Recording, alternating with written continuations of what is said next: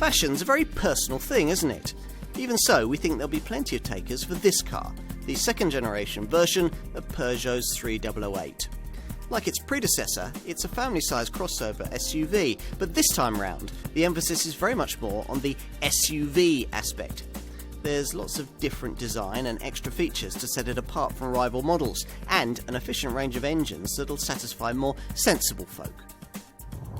Set off in a 3008, and one of the first things you notice is the size and positioning of this tiny steering wheel, part of an iCockpit design that requires you to view the instrument binnacle above the wheel rather than conventionally through it. Now that means the wheel can be smaller and it can be positioned closer to the driver, giving a more connected feel that encourages wrist flick direction changes.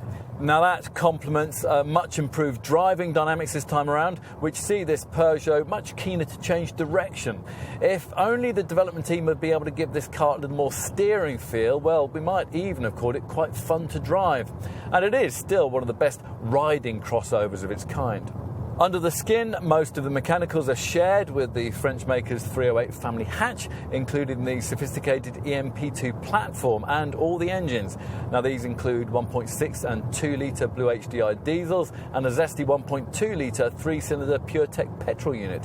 Now, rather unnecessarily, the brand has also thrown in its older 1.6 litre THP 165 bhp turbo petrol engine as an auto-only option further up the range. The volume 1.6 litre Blue HDI 120 bhp diesel variant is the one that most likely customers will choose.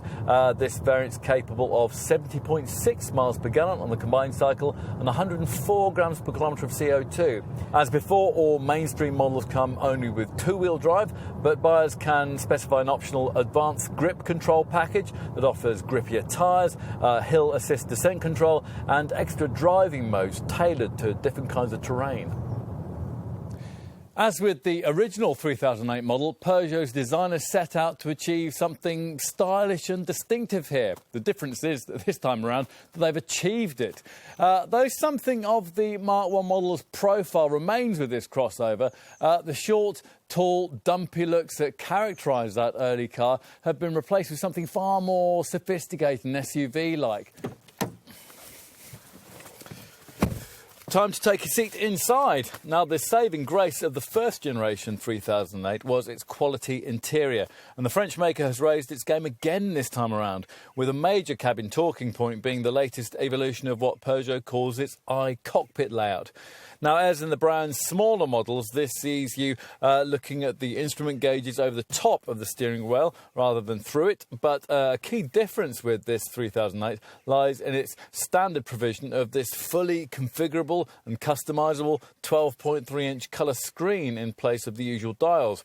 Just about everything else you'll need to know can be found on what looks like a tablet PC that's attached to the fascia, a multifunction 8-inch colour touchscreen that deals with the stereo, the phone and the navigational functions, plus the ventilation. It can also display your chosen settings for the iCockpit amplifier system that's standard on a GT model like this one. Via two settings, relax and boost, this setup offers a one-touch change to the things that you see, sense, smell and feel in your travelling environment. Time to take a seat in the rear.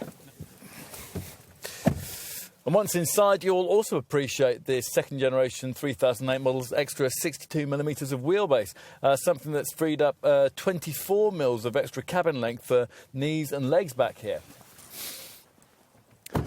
Finally, let's take a look in the boot. Once the hatch is raised, an impressively large 591 litre space is revealed. That's nearly 90 litres more than the previous generation model could offer. In summary, this is, in short, a very sophisticated kind of compact SUV.